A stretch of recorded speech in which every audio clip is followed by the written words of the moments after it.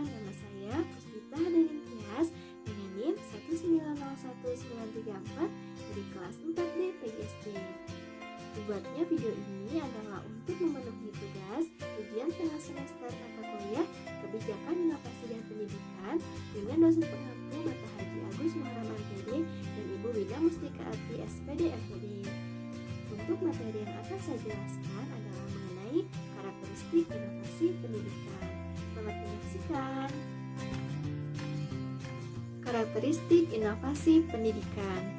Nah, istilah karakteristik ini diambil dari bahasa Inggris, yaitu characteristic yang artinya mempunyai sifat yang khas. Jadi, secara umum, karakteristik itu adalah suatu sifat khas atau ciri khusus yang dimiliki oleh seseorang atau suatu objek. Nah, lalu ada inovasi.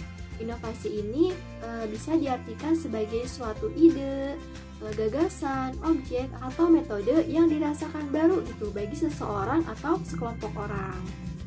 Jadi, secara umum, karakteristik inovasi itu adalah bisa disebut sebagai ciri-ciri atau karakter yang melekat pada suatu ide, gagasan, atau metode yang dirasakan baru untuk sebagian orang maupun untuk masyarakat, baik itu berupa invensi atau discovery yang digunakan untuk mencapai tujuan pendidikan maupun untuk memecahkan masalah di lingkungan pendidikan.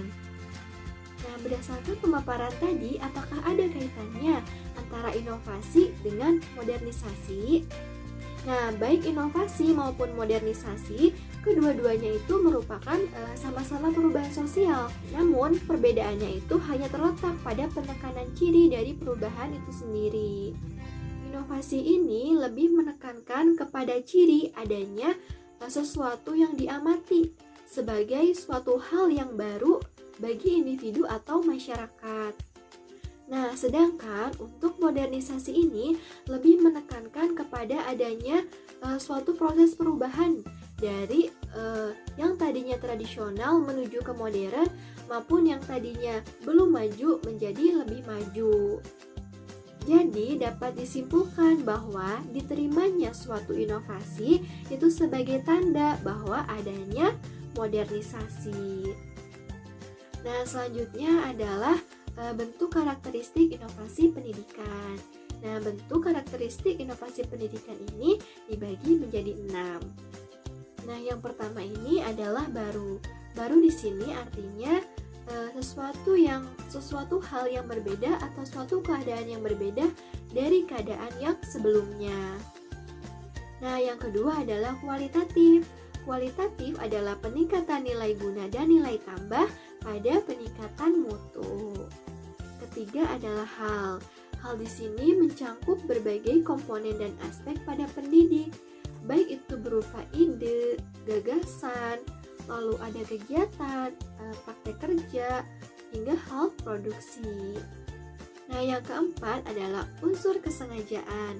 Unsur kesengajaan di sini artinya dilaksanakannya secara terencana. Nah, yang kelima adalah meningkatkan kemampuan. Nah, meningkatkan kemampuan di sini artinya meningkatkan kemampuan berbagai sumber masukan yang ada dalam pendidikan yang meliputi unsur manusia, kemampuan dana, lalu ada sarana dan prasarana. Yang terakhir adalah tujuan, di mana tujuan ini mempunyai kejelasan sasaran dan hasilnya.